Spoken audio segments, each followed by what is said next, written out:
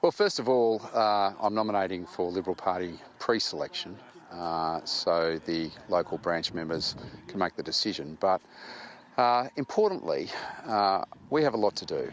We've seen COVID as the second catastrophe this year have an incredible impact across my region and within my community and amongst family, friends and local businesses. And there is no doubt in terms of particularly bushfire recovery, there's a lot to build on and there's a lot to be achieved. I've been particularly outspoken about the quality of mental health support that is coming in at a piecemeal level to support thousands of Australians through trauma. I do believe it's time we have a debate about a National Disaster Relief Fund in terms of the major impact that disasters are having and, of course, the enormous challenges and the agility required post an event to be able to support small business, our farming community typically, and, of course, the wider community. But also I want to see ultimately some changes to the way in which even our charities work. I have been somewhat questioning of the way in which we've seen organisations like the Red Cross get $200 million of donations in. We've only seen $73 million of that issued. And I think it's really important that with the establishment of a Natural Disaster Relief Fund nationally, coupled with, of course, having the ability to bring greater accountability in this regard through federal legislation, I want to make sure the recovery continues and work with Andrew Colvin, work with the Minister to make sure that we build up the momentum, particularly as we're going through the dark days of the pandemic. And you were the face of much of the reaction from your part of the world during the brutal summer of fires, and we saw how raw it was, the emotion, the difficulties involved. How do you regroup now to run this campaign and launch what you hope will be a federal career? Well, first of all, no one was expecting a by-election. To be honest with you, it's the last thing the community needs or wants at this time because of the fact that everybody is unified in survival. And we're seeing that at a national level through the National Cabinet, the way in which political parties are unified to be able to get through this. At a local community level, again, we've got to maintain the unity to get through this. And a by-election, of course, no one was expecting.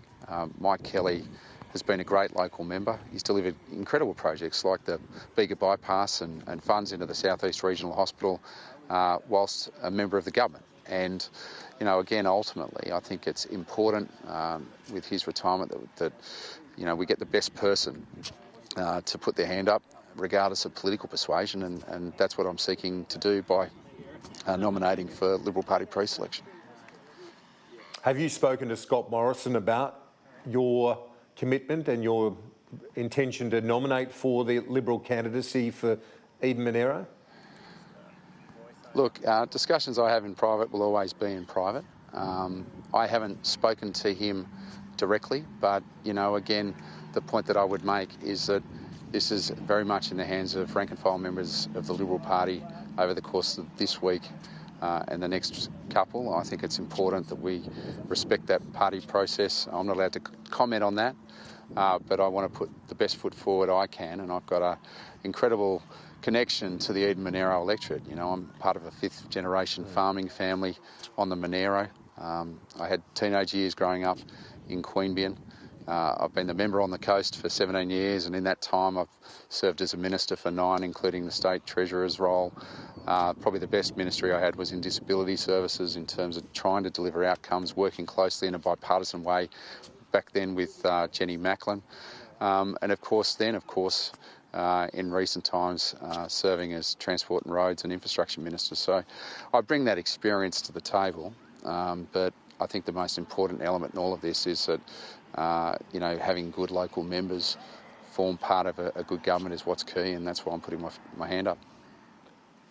My colleague Andrew Clennell has reported that John Barilaro feels that you reneged on a statement to him that you wouldn't run if he ran, and then over the subsequent week that your view changed. How did that all transpire? Look, the bottom line is, first of all, John, in a very open and very honest and very raw way yesterday, flagged his intentions. I was always very public and very private in my comments around that, and that was that I wouldn't run if John ran. And, you know, he yesterday chose not to run.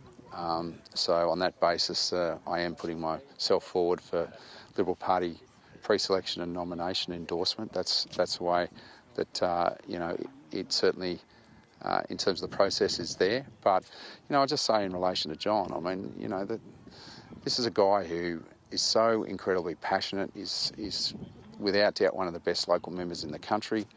I've never seen a politician deliver as much funds back into a region in regional New South Wales like we've seen Barra achieve, and he's a good bloke and he's one of my mates. So, you know, we're not going to get sidetracked by obviously the political machinations around this. I mean, the bottom line is we're mates, we want to work together, and we'll continue to work together in the future.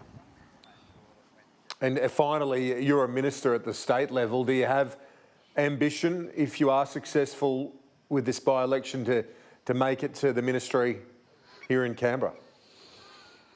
Look, I've got the important step forward to make in terms of putting myself forward for the Liberal Party. I do bring 9 years of ministerial experience. I can't, you know, take that away. And, you know, again, my role at the moment, particularly given what we're seeing on the ground, a lot of broken people by, you know, these two catastrophes of COVID and bushfires. And my attention is going to be on them and their needs. I mean, I stand here at Narooma in an incredibly beautiful part of the world, but off camera, Kieran, I can tell you, I mean, you know, we've got the quarterdeck closed, one of the best cafes in the region, you know, employing lots of staff, and, you know, COVID has knocked businesses like that, our small business sector, right across Eden-Monaro for 6. There's a lot of work to do to recover from this, and it's going to be very sobering as we see the restrictions come off and the incredible damage economically and socially that this has caused. And I want to play my role in that. I think it would be terrible for me to just walk off into the sunset from politics, leaving, you know, communities and people I know and I love, and incredible people with great humility just left, you know, dealing with this. So I want to use that experience, but ultimately this is about Eden-Monaro and the people of it.